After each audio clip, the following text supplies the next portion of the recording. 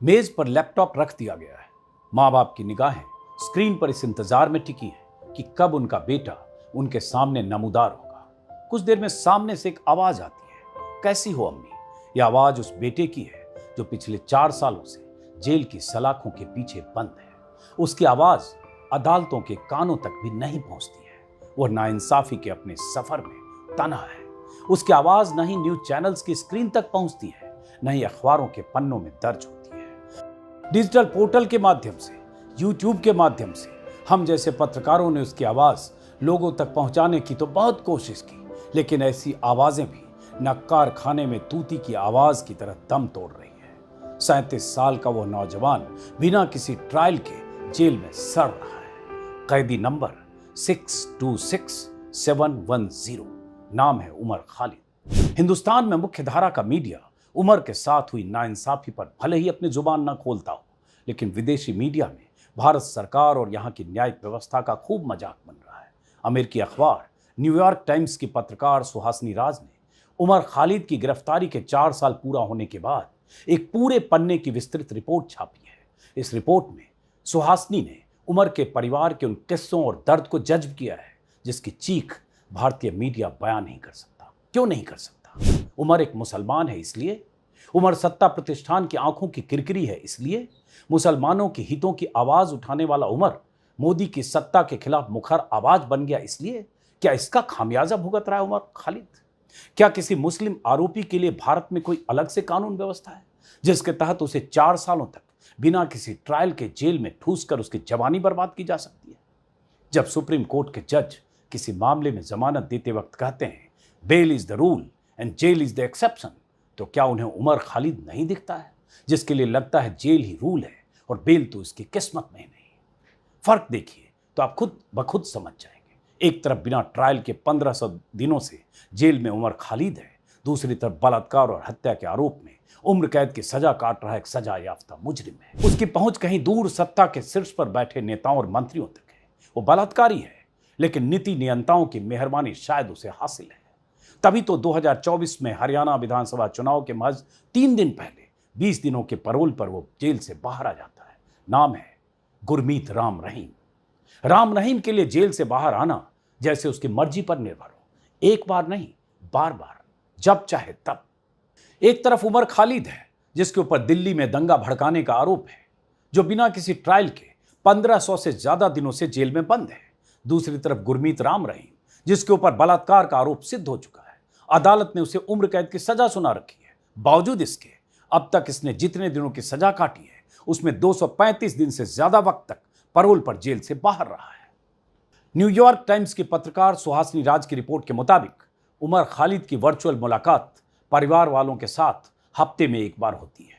Laptop सामने रखा होता है, परिवार के सदस्य एक साथ लैपटॉप स्क्रीन के सामने बैठते हैं और उमर खालिद से बातचीत करते हैं। बीच बीच में परिवार के किसी सदस्य की आवाज उमर के कानों तक पहुंचती है और चेहरा नहीं दिखता है तो उन्हें बार बार उमर फ्रेम में आने को कहते हैं। उमर की मां सबिहा खानम न्यूयॉर्क टाइम्स से बताती है कि उन्होंने अपने बेटे को आखिरी बार तब छुआ था जब अंतिम सुनवाई में जज साहब ने चंद मिनटों के लिए उमर को अपने परिवार से मिलने का समय दिया था। उमर खालिद की गिरफ्तारी 14 सितंबर 2020 को दिल्ली दंगे में साजिश रचने के आरोप में हुई थी। ये दंगे फरवरी 2020 में नागरिकता संशोधन कानून और राष्ट्रीय नागरिकता रजिस्टर एनआरसी के खिलाफ चल रहे विरोध प्रदर्शन के दौरान भड़के थे। सरकार का आरोप है कि उमर खालिद ने दंगों की साजिश रची और लोगों को हत्या के लिए उकसाया था। लेकिन हकीकत में क्या उमर खालिद ने दिल्ली में दंगा भड़काने की कोशिश की थी? उमर के एक बयान को दराव फारूकी ने पिछले महीने ये कहते हुए ट्विटर पर पोस्ट किया था कि क्या उमर के इस बयान को हिंसा भड़काने वाला कहा जा सकता है? हम हिंसा का जवाब हिंसा से नहीं देंगे, हम नफरत का जवाब नफरत से नहीं देंगे। अगर वो नफरतें फैलाएंगे तो हम उसका जवाब प्यार से देंगे। अगर वो डंडा चलाएंगे तो हम तिरंगा उठा के लहराएंगे। अगर वो गोली चलाएंगे तो हम संविधान को हर मेरे अपने हाथ को बुलंद करेंगे। अगर वो जेल में डालेंगे तो सारे जहां से अच्छा हिंदुस्तान हमारा गाते गाते हम हंसते हंसते जेल चले जाएंगे, लेकिन इस देश को आपको बर्बाद करने नहीं। ट्विटर पर इस वीडियो को कई बार बहुत से लोगों ने शेयर किया है। इस वीडियो में उमर कह रहा है कि हम हिंसा का जवाब हिंसा से नहीं देंगे, हम नफरत का जवाब नफरत से नहीं देंगे। क्या अहिंसा की बात करने से दंगे भड़कते हैं? क्या तिरंगा हाथ में उठाने से या तिरंगा लेकर चलने की बात करने से दंगे भड़कते हैं? ऐसा ही तो हुआ। दिल्ली पुलिस द्वारा उमर खालिद के इसी भाषण की वजह से गैर कानूनी अधिनियम यूएपीए के तहत उसे गिरफ्तार कर लिया गया, ऐसा उमर और उसके साथी मानते हैं। पुलिस का कहना है कि उमर और उनके साथियों ने दिल्ली में दंगे भड़काने जैसा माहौल बनाया। उमर को दंगाई साबित करने के लिए दिल्ली पुलिस ने अपनी चार्जशीट में कई पन्ने भी रंग दिए हैं, लेकिन सबूत के तौर पर तो बीजेपी से जुड़े नेताओं के बयान भी हैं। जिसने दिल्ली में दंगों की भूमिका तैयार की थी, उन्हें तो दिल्ली पुलिस ने हाथ भी नहीं लगाया। गोली मारो सालों को जैसे नारे लगाने वाले और पुलिस की मौजूदगी में प्रदर्शनकारियों को धमकी देने वाले बीजेपी नेताओं को तो क्लीन चिट मिल गई, लेकिन उमर जैसे लोगों को दबोच लिया गया। जब दंगे हुए तो मारे जाने वालों में भी सबसे ज्यादा मुस्लिम ही थे। न्यूयॉर्क टाइम्स ने इस बात का भी खास तौर से जिक्र किया है। यूएपीए कानून के तहत अगर किसी व्यक्ति के खिलाफ मामला दर्ज होता है तो बिना किसी जमानत के लंबे समय तक उस व्यक्ति को, उस आदमी को जेल में रखा जा सकता है। उमर और उस जैसे कई लोगों ने जब सरकार के खिलाफ आवाज बुलंद की तो सरकार ने इनके खिलाफ यूएपीए का हथकंडा अपनाया। यूएपीए उन पर थोप दिया। साल 2015 से लेकर साल 2020 के बीच यूएपीए के तहत कई गिरफ्तारियां हुई। 3% से कम कन्विक्शन रेट है यूएपीए का, और यूएपीए में गिरफ्तारी का मतलब लंबे वक्त तक सलाखों के पीछे रहना, जमानत न मिलना। और ये सरकार कैसे यूएपीए का इस्तेमाल करती है, इस पर सैकड़ों पन्ने रंगे जा चुके हैं। कहीं उमर खालिद भी सरकार की इसी मंशा का शिकार तो नहीं, ये सवाल बार बार पूछा जाता है। यूएपीए के तहत की गई गिरफ्तारी के बाद जेल में कुछ लोगों की जानें भी जा चुकी हैं। उमर खालिद भी इसी कानून की चपेट में है। 1500 से ज्यादा दिन सलाखों के पीछे वो काट चुके हैं, मगर अब भी जेल मानो उमर का मुकद्दर बना हुआ है। उमर की गिरफ्तारी के 1.5 साल बाद ट्रायल कोर्ट में जमानत याचिका की सुनवाई हुई, मगर जमानत नहीं मिली। उसके बाद अक्टूबर 2022 में दिल्ली हाईकोर्ट से उमर की जमानत रद्द हो गई। उमर खालिद ने इसके बाद सुप्रीम कोर्ट का दरवाजा खटखटाया। सुप्रीम कोर्ट ने 14 बार सुनवाई स्थगित की, 14 बार। इसी साल के फरवरी महीने में उमर खालिद ने सुप्रीम कोर्ट से जमानत याचिका वापस ले ली। फिलहाल उनकी जमानत याचिका दिल्ली हाईकोर्ट में लंबित है। टेलीग्राफ अखबार में छपी एक रिपोर्ट के मुताबिक उमर खालिद की पार्टनर ज्योत्सना लाहिरी कहती हैं, 1500 दिनों में एक छात्र अपनी ग्रेजुएशन की पढ़ाई पूरी कर सकता है, नौकरियों में अनुभव हासिल कर सकता है, किशोर उम्र के बच्चे एडल्ट हो जाते हैं। इतने दिनों में एक वैज्ञानिक कई शोध कर सकता है। 1500 दिन एक लंबा समय होता है। इतने ही समय से उमर और अन्य लोग बिना किसी ट्रायल के, बिना जमानत के जेल में बंद है। वहीं दूसरी तरफ एक बलात्कारी जो सत्ता में बैठे लोगों का कृपा पात्र है, जब उसका दिल करता है या उसकी जरूरत पड़ती है, सरकार उसे पैरोल पर बाहर कर देती है। साल 2017 में राम रहीम को सिरसा स्थित डेरा मुख्यालय में अपने 2 शिष्यों के साथ बलात्कार करने के आरोप में 20 सालों की जेल की सजा सुनाई थी। तब से अब तक वह कम से कम 11 बार जेल से बाहर आ चुका है। 7 फरवरी 2022 में पंजाब विधानसभा चुनाव होने थे। उस दौरान भी राम रहीम को पैरोल पर जेल से बाहर निकाला गया। 17 जून 2022 को, यानी हरियाणा नगर निगम चुनाव से पहले 30 दिनों की पैरोल पर राम रहीम फिर बाहर आया। इसके बाद आदमपुर उपचुनाव से पहले 15 अक्टूबर 2022 को 40 दिनों की पैरोल मिली।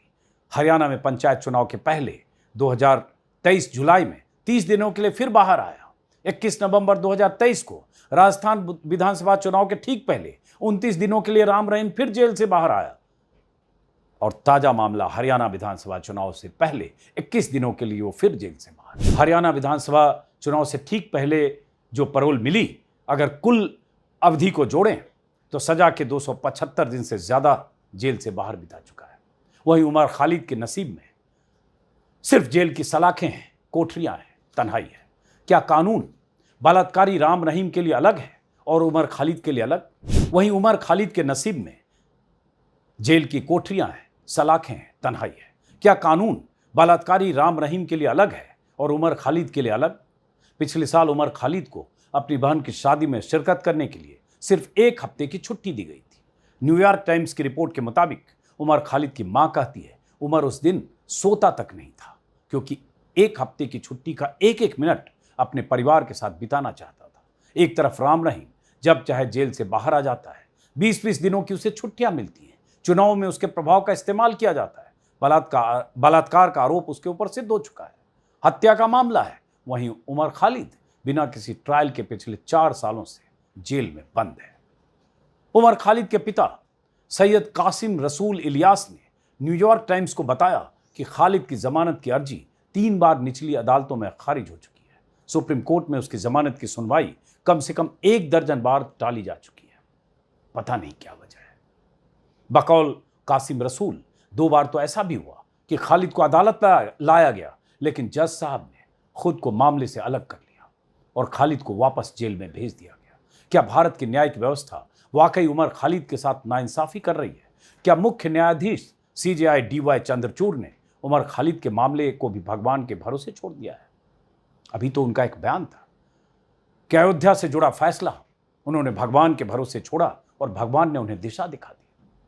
चंद्रचूड़ से भी अगर कोई उम्मीद थी, उनके इस बयान के बाद उनसे भी लोगों की उम्मीद टूटी है। तो उमर खालिद के मुद्दे पर उनसे क्या ही उम्मीद किया जाए। जमानत के अधिकार पर सुप्रीम कोर्ट ने कई बार टिप्पणी की। सुप्रीम कोर्ट ने हाईकोर्ट की आलोचना करते हुए कई बार कहा है कि जमानत देने या जमानत याचिका की सुनवाई में लंबा वक्त नहीं लगाया जा सकता। सुप्रीम कोर्ट के जजों ने कई बार जमानत के अधिकार की वकालत की है। इसी साल जुलाई महीने में एक कार्यक्रम में CJI चंद्रचूड़ ने कहा कि ट्रायल कोर्ट के जज कई अहम मामलों में जमानत नहीं देते हैं क्योंकि सुरक्षा बरतना पसंद करते हैं। उन्होंने कहा कि बेल देते वक्त वो कॉमन सेंस का इस्तेमाल क्यों नहीं करते। प्रेम प्रकाश बनाम प्रवर्तन निदेशालय मामले की सुनवाई में आरोपी प्रेम प्रकाश को जमानत देते वक्त सुप्रीम कोर्ट ने साफ साफ कहा था, जेल नियम है और बेल अपवाद। Justice Bhushan, justice R Gavai, justice Prashant Mishra और जस्टिस KV विश्वनाथन की बेंच ने कहा था, कानून की समुचित प्रक्रिया का पालन करते हुए ही किसी नागरिक को आज़ादी के बुनियादी अधिकार से वंचित किया जा सकता है, वरना बिल्कुल नहीं। सुप्रीम कोर्ट ने यहां तक कहा था कि अनुच्छेद 21 के तहत संविधान जीवन और स्वतंत्रता का अधिकार देता है और अगर आरोपी जमानत का हकदार है और फिर भी उसे जमानत नहीं दी जाती है तो यह उसके जीवन और स्वतंत्रता के अधिकार का हनन है। यह सुप्रीम कोर्ट ने कहा था। क्या उस सुप्रीम कोर्ट को उमर खालिद नहीं दिखता जो 1500 दिनों से जेल में बंद है? बार बार उसकी जमानत की याचिका खारिज होती है। कई बार जज साहब उसके मामले से खुद को अलग कर लेते हैं। उमर खालिद की दर्जनों बार याचिकाएं खारिज की जा चुकी है या टाली जा चुकी। बिना ट्रायल के 4 साल से वो जेल में बंद है। क्या जीवन और स्वतंत्रता के मौलिक अधिकार का हनन नहीं? उमर खालिद के 4 साल जेल में बीतने के बाद वकील प्रशांत भूषण ने अपने एक्स हैंडल पर लिखा, उमर खालिद 4 साल से बिना सुनवाई के जेल में बंद है। उनके खिलाफ लगे आरोप स्पष्ट रूप से बेतुके हैं। क्या जमानत नियम और जेल अपवाद का सिद्धांत उनके मामले में लागू नहीं होता, खासकर जब यह संभावना नहीं है कि उनकी सुनवाई समय पर समाप्त हो सकेगी? यह न्यायपालिका पर बड़ा कलंक है। सामाजिक कार्यकर्ता कविता कृष्णन ने एक वीडियो संदेश में उमर की जमानत और सुनवाई की अस्वीकृति को लोकतंत्र की परीक्षा बताया है। अंग्रेजों के जमाने में जब भी अंग्रेज सरकार चाहती थी वो किसी को भी कभी गिरफ्तार कर ले सकती थी और बिना कोई वजह दिखाए, बस ये कह करके कि भाई ये तो हमारे सत्ता के खिलाफ कुछ बोल रहे हैं, हमारी सरकार को गिराना चाहते हैं, ये कह करके आपको अंदर कर सकती थी। और ये इसका बदलना ये देश के आज़ाद होने में एक बहुत बड़ी बात थी कि हर नागरिक का अपना अधिकार होगा और सरकार जो है वो आप पर कोई तानाशाही नहीं कर सकती, मनमानी नहीं कर सकती। आपको याद रखना जरूरी है, शायद भूल गए होंगे, मीडिया तो याद नहीं दिलाती, कि 4 साल हो गए हैं, कुछ लोगों को 4 साल से ऊपर, जो उमर खालिद, गुलफिशा, ऐसे लोग जो दिल्ली के दंगों के मामले में गिरफ्तार हुए और अभी तक नहीं छूटे। क्यों नहीं छूटे? एक तो ये है कि उन पर बाकी कानूनों में जहां जहां आरोप था वहां वहां कोर्ट्स ने कहा कि इनके खिलाफ तो कोई केस ही उस तरह से नहीं बनता है, क्योंकि ये तो प्रदर्शन करने के लिए लोगों से कह रहे थे, ये कोई हिंसा नहीं उकसा रहे थे और आतंकवाद तो बिल्कुल ही नहीं उकसा रहे थे, और उन मामलों में उन्हें बेल मिला है। लेकिन UAPA का जो केस है, UAPA एक आतंकवाद विरोधी तथाकथित कानून है, उस कानून के तहत उन पर जो केस है उसमें रूल ये है कि आपको बेल मिलना लगभग असंभव है। तो जज आपको बेल नहीं दे रहे, तो इसका मतलब ये है कि ये बिना बेल के और बिना किसी ट्रायल के शुरू होते हुए सुनवाई नहीं हो रही, लेकिन ये जेल में है। यानी अभी तक वो 4 साल की सजा काट चुके हैं। अब ये बताए कि किसी लोकतंत्र में बिना आपके खिलाफ कोई भी आपका जुर्म बिना साबित हुए कोई जेल में रहे इतना समय, तब क्या ये लोकतंत्र है? ये पूछने वाली बात है। और अगर इसके लोकतंत्र होने का एक ही टेस्ट है, वो टेस्ट हमारा आपका है, वो टेस्ट सिर्फ कानूनों। Stand up comedian Kunal Kamra ने कार्यक्रम में कहा कि मैं हिंदू हूं, इसलिए आपके सामने खड़ा और बोल रहा हूं। अगर मुसलमान होता तो शायद उमर की तरह मैं केवल तस्वीरों में होता। मैं एक हिंदू हूँ, इसीलिए यहाँ आया हूँ। मुसलमान होता तो सिर्फ फोटो में आता। ये बात सच है।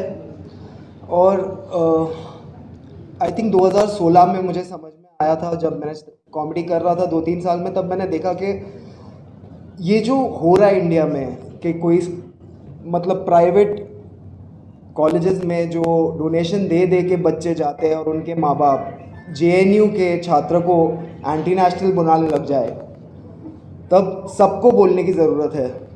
और तब मेरा था एक जोक था उमर और जो उसके साथी थे जेएनयू कांड में, जैसे अनिर्बान हो गया, कन्हैया हो गया, कि इनका कैंटीन में उधारी है, ये तुम्हारा क्या ले लेंगे। और आज भी मेरा इंडियन पुलिसिंग पे एक बहुत बड़ा सवाल है कि आप कभी पुलिसिंग कभी करोगे सर?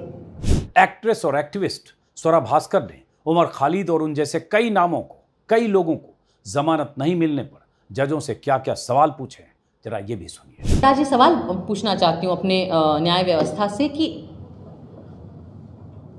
क्यों, क्या डर है आपको किस चीज़ का डर है? आम नागरिक को तो जेल का डर होता है, पिटाई का डर होता है। मुसलमान तो कहीं पे भी पिट जाते हैं बेचारे इस देश में, दलित कहीं पे भी पिट जाते हैं इस देश में। हम लोगों को भी डर लग सकता है कि काम नहीं मिलेगा, कॉमेडी के शोज़ नहीं मिलेंगे, फिल्में बंद हो जाएंगी।